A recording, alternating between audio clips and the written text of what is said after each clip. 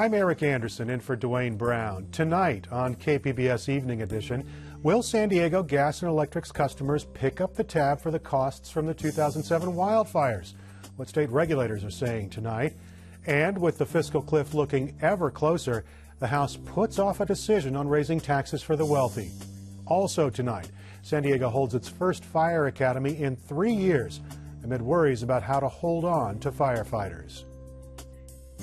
Plus, two big blows cut millions from the city budget. We'll find out what projects will suffer and what the mayor plans to fight for. Then we'll show you how the high-tech way riding habits of San Diego cyclists are being monitored and why it matters to city planners. I'm Peggy Pico with those stories just ahead.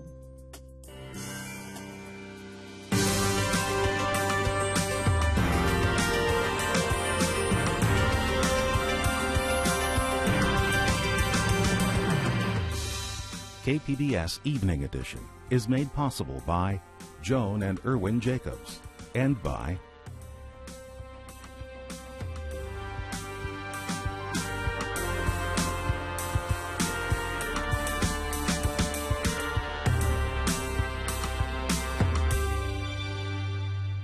Customers won't pay for San Diego Gas and Electric's uninsured costs from the 2007 wildfires, at least for now. But KPBS investigative reporter Amitha Sharma says state regulators left the door open for the utility to try yet again to recoup those expenses from ratepayers.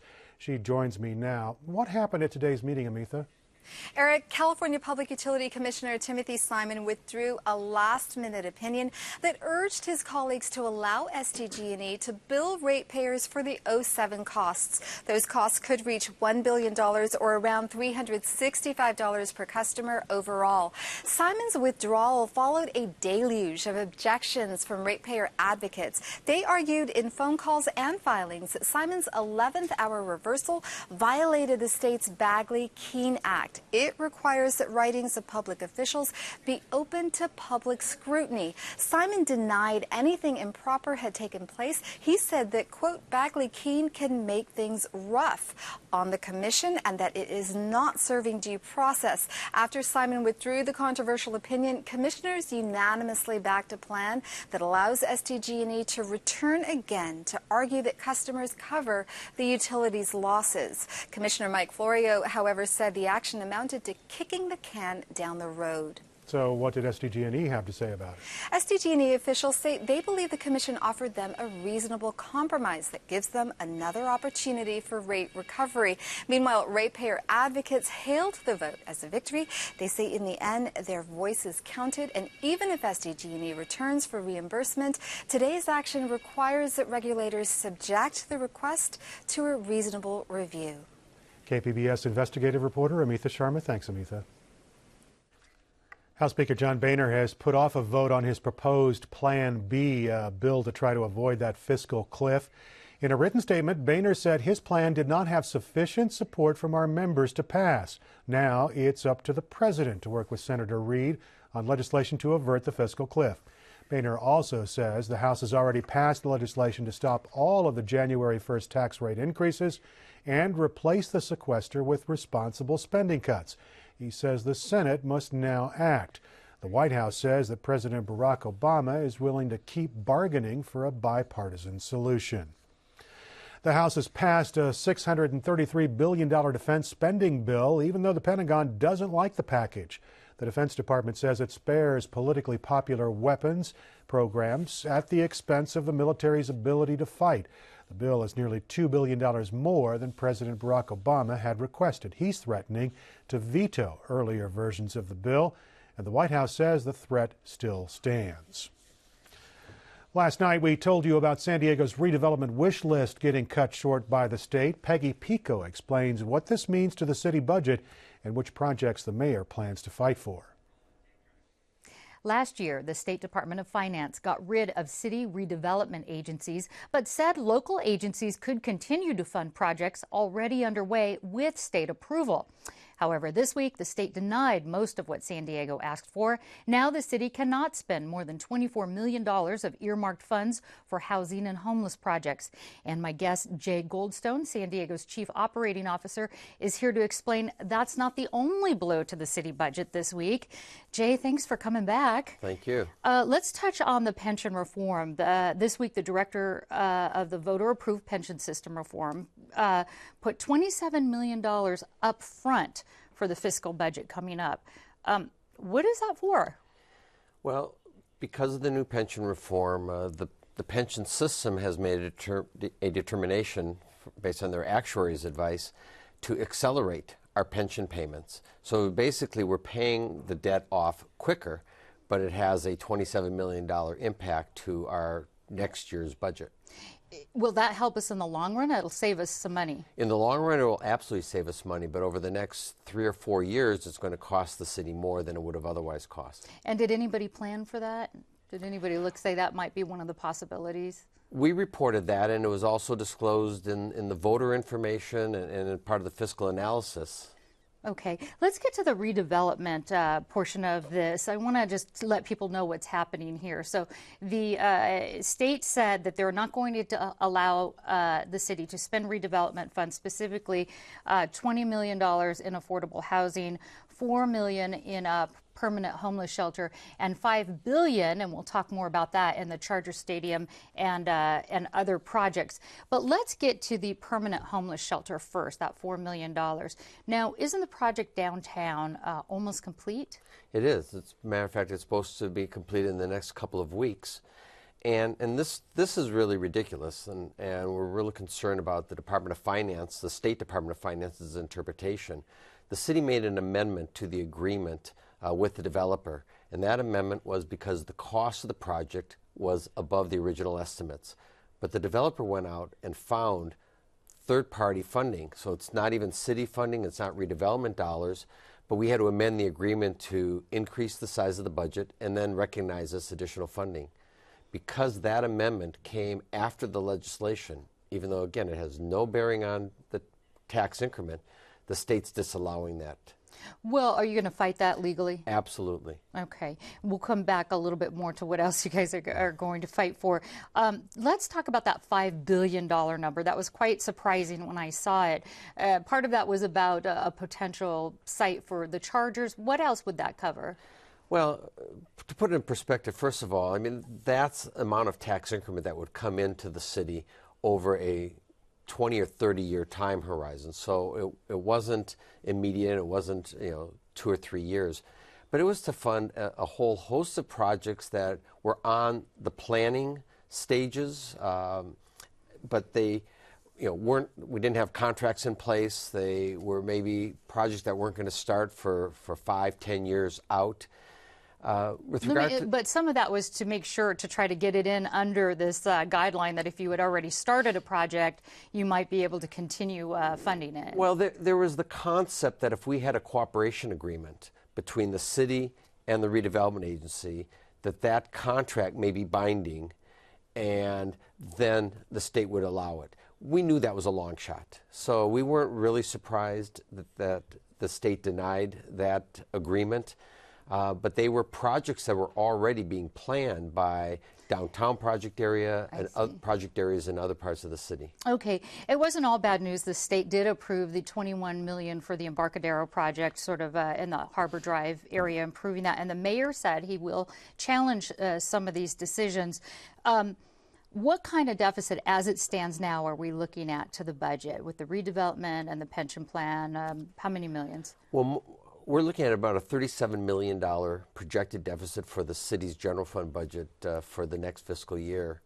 Most of that's the cause of the pension payment, the higher pension payment. But because of the redevelopment decision, there's about $14 million in bond payments, debt service for Petco Park and a portion of the convention center expansion that will now have to go back to the city's general fund to pay for instead of relying on redevelopment dollars. And just to finish this up, $37 million to $41 million sounds like a whole lot of money, but what percentage of that is of San Diego's budget? It's about 3 to 3.5% of our general fund budget. Okay, we are out of time. So, Jay Goldstone, thanks so much for this update. My pleasure. Thank you. San Diego Fire Department officials are running their first fire academy in 3 years, and now the city is worried about holding on to its recruits. The department's already lost one recruit from this latest class to another fire department. Mayor Bob Filner says the city needs to do better for its firefighters in terms of pay, benefits, and training. Are they seeing a department where their career is going to be furthered? If you see a department where the pay raises have not come for 7 years, if you see a department where we just took away their pensions, that's not the most attractive kind of work environment. The fire department held off on academies after 2009 because of the city's budget troubles. It costs $30,000 to train a new firefighter, but during that time, 94 firefighters retired or left the department. Fire Chief Javier Maynard says extra shifts were needed to make up for the shortage of firefighters. It got to a point where we exhausted their willingness to do that, and we were actually having to order them to work additional shifts, which meant you may come to work on Monday thinking you're going to be away from your family for 24 hours. We're going to order you to work the next 24 hours without going home, and then your regular shift occurs on Wednesday. So you're really gone for 72 hours. The members of the new academy will graduate in about 3 months. The department is already looking at applications for its next fire academy. Tomorrow morning, President Obama plans a moment of silence at the White House to honor the victims of last week's shooting at a Connecticut elementary school. Tonight in San Diego, those victims are being remembered with Christmas trees. The smaller trees are for each of the 20 children killed last week. There are also 6 full-size trees for the 6 adult victims. The San Diego Association of Realtors joined other local groups to set up the trees and to collect messages and mementos to be sent to Newtown. While it hasn't been determined that the shooter in Newtown was mentally ill, last week's shooting has sparked a national conversation about mental illness. And now, a state lawmaker says the nation should look to California for a model for treating it. Senator Darrell Steinberg is asking Vice President Joe Biden to take a closer look at California's Mental Health Services Act. It promotes early and broad-ranging intervention, and it's funded by a 1% tax on those earning $1 million or more a year. Steinberg says the federal government should match that money in California and other states to create the foundation of a national mental health system. Tomorrow, community leaders in southeast San Diego will offer a trade, guns for gift cards. This is the 5th year for the exchange. No questions are asked. It starts tomorrow morning at 8:30 at 415 Euclid Avenue. The Sheriff's Department buys the gift cards with money it recovers during drug seizures. Event organizers say they usually collect about 200 guns each year at the exchange. A snowstorm in the Midwest has canceled about 1,000 flights.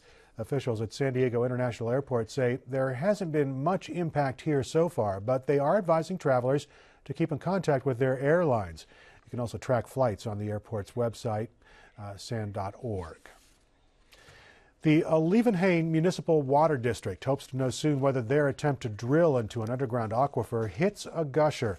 The agency is working with the United States Geological Survey to probe the rock and sediment 1,200 feet under the San Elijo Lagoon.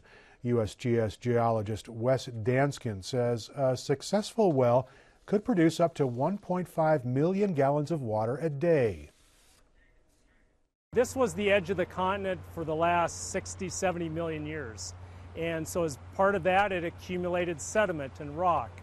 And the rain that falls in the mountains slowly filters into that sediment and rock and moves very slowly over a period of tens of thousands of years to eventually empty into the ocean, flowing beneath us, emptying into the ocean. So the question we have is how much of that water flowing through silts and sands and gravels or maybe boulders would be flowing in this part of the world. The drill, you may have noticed it, is sandwiched between Interstate 5 and the San Elijo Lagoon. If there's enough water there, the Water District will invest $20 million in a desalination plant. The rising price of imported water made this project economically viable.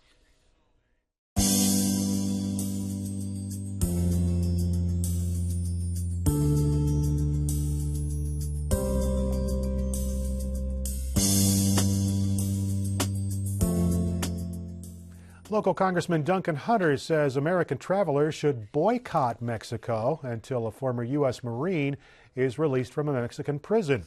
John Hammer was arrested in August for carrying an antique gun into that country. His family has said that he had declared the weapon before crossing the border. They say he was given bad information by agents on both sides of the border. Hunter says he's prepared to go to Mexico himself to ask for Hammer's release. A memorial for Ravi Shankar drew thousands to Encinitas today. Shankar was a sitar virtuoso who introduced Indian music to the West. He died last week at the age of 92. 4 San Diego County schools have been nominated for National Blue Ribbon Honors. The program honors schools with high test scores or great improvement in their tests. The local nominees are the School of International Business at Kearney High, Torrey Pines Elementary, Stanley Middle School, and Ocean Air Elementary in Del Mar. The winners are usually announced in September. Bicycling is fun, but it's also an important part of city planners' vision for our future. As a region, we have to cut our carbon footprint, even as the population grows. Peggy Pico tells us about a project to measure who's biking and where they're going. Joining me to tell us more about what turns out to be the most extensive bicycle count project in the nation is Sherry Ryan, professor of city planning at San Diego State University, and Chris Kluth, active transportation planner for Sandag. Thank you both for being here. Sherry, tell us what this bike count project is. Well, basically, the County of San Diego Health and Human Services Department received a $16 million grant from the Center for Disease Control, and part of that money went to San Diego State University to purchase and install automated bicycle and pedestrian counters. And so in the county now, after a 2-year project, we have 28 locations across our region collecting continuous data on cyclists and pedestrians. Yeah, and tell us about how you're collecting that as far as on the technical side. Tell us about those sensors with the infrared lights. Yeah, there's different technologies. The infrared technology is counting pedestrians, and so that's kind of a unit is attached to a street pole, and when a beam is broken, it counts a pedestrian. But the cyclist and the in-street bicycle counting is what's really exciting about the project, and that actually has a logger installed underground and a loop that runs out into the asphalt, into the roadway right-of-way, and as a cyclist goes over that loop, it triggers a count. And so that kind of in-street bicycle counting is pretty innovative. This vendor that we're using is the only company that sells that technology. We're going to come back to that and what you've learned even so far on that. Okay. But Chris, how is Sandag going to use this data, and have you already started? We have already started using some of the data to kind of reconfirm our thoughts on some of the placement of our regional corridors. And just like we have decades and decades of automobile data that kind of better inform the planning of roadways, we're going to use this data in the same way to help us figure out the best places along with the communities where we should be putting our bike facilities. And I know it's going to be used in that, the regional transportation plan. This data could really shape and change how cycling paths and really how roads are done in San Diego. Can you give us a little idea of what that might look like in the future? Well, as we build out our network, we're seeing a strong preference from people that they like separated facilities. And so given the state of the practice, there are lots of designs now that are being accepted across the country that allow us to put separated facilities, protected bikeways in urban areas. So it's not just a regular bike lane that most people may envision or may have thought of a few years ago. There's a lot more opportunity now. Yeah, and there will continue to be, and we'll get to that in just a moment. But Sherry, I want to ask you, so far, how long have you been doing this count, and what kind of information have you gathered as far as how many cyclists, the data about the cyclist? Yeah, we have 3 months of continuous data, so daily data at all 28 locations. Some of the counters have been in longer, but basically we're seeing, in some of the coastal cities, we're seeing average daily cycling levels up in around 2,000, 3,000 cyclists a day. And it's just data that we've never had before. We've never understood kind of the order of magnitude of cycling.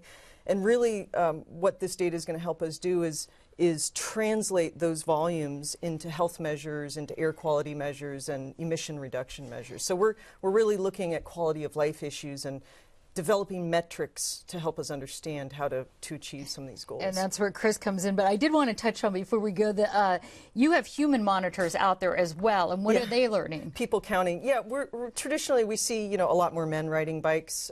We see a lot of sidewalks. Significantly, right? Like upwards of 80, 90%. Some locations, 80 to 90% of the cyclists are men. We see a lot of sidewalk cycling, people on the sidewalk that, that's strong indication that people don't feel comfortable mixing with vehicular traffic. So those kinds of rich details we get with manual counting, and we can really combine that with the automated counting to see trends across the region. And Chris, what does that tell you, this sort of data? People on the sidewalk, most of them are men, when it comes to your transportation plan.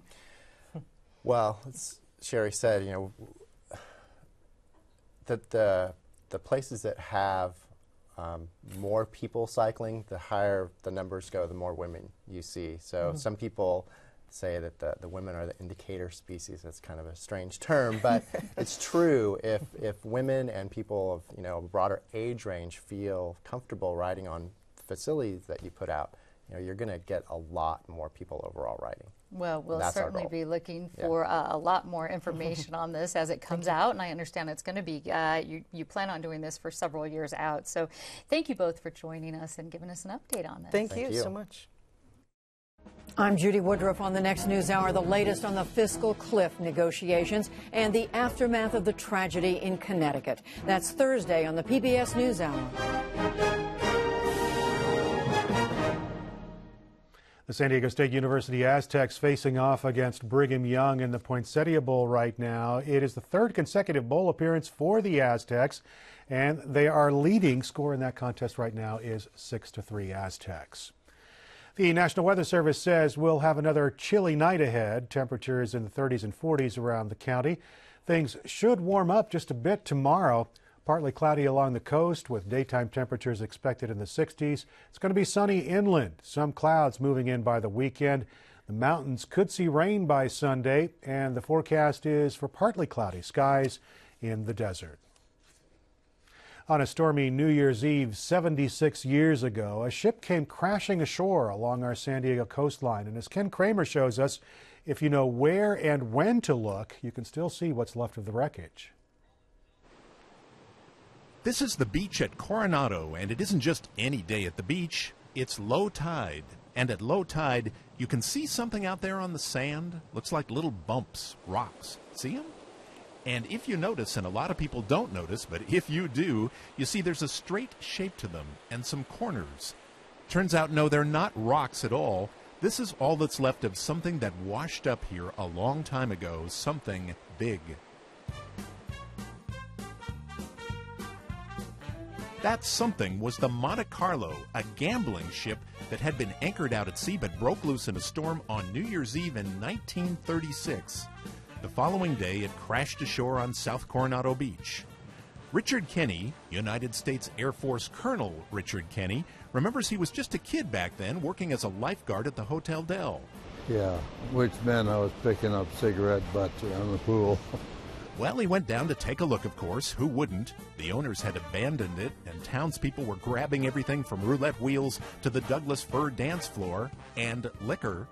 Most people that I saw were scavenging bottles. That was still booze. That's why it was outside the 3-mile limit.